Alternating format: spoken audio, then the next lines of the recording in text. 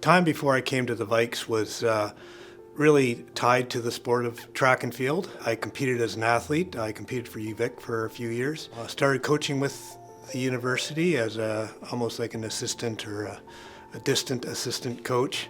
And there was an opportunity to go to the National Coaching Institute at UVic here. And so I did that, and I really haven't looked back. When I first met Brent, he wasn't a man of a ton of words, but you certainly noticed his presence, and definitely if he wasn't there, it was really evident that he was missing.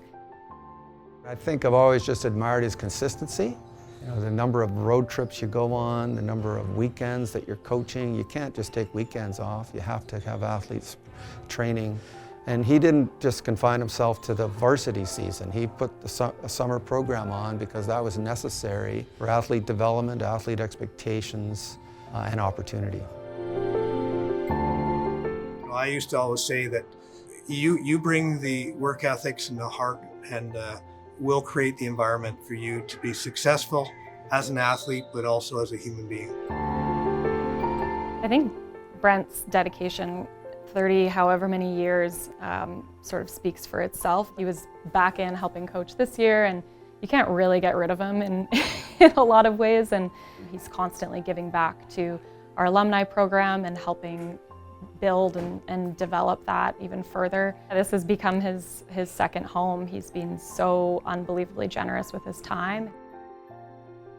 People might think Brent's pretty serious, but you know, I've been able to share some good times with Brent. Yeah, he was just a lot of fun. He made trips really fun, even when nerves were high and pressures felt really big. He had a way about really simplifying things and allowing us to focus on only what was important, and then making sure that there was a lot of room for fun. But the bar was raised, so you know, anyone who steps into those shoes has high expectations. And just the legacy of building scholarship and fundraising is also, I think, a real stamp he put on the program. It was very frequent that we were having athletes winning nationals.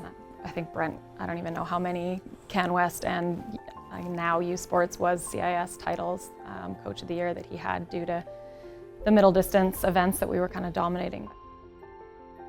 I relied a lot on volunteers, assistant coaches, a lot of people that just loved the sport and loved our program that gave back to it, that we wouldn't be as successful as we were without those people.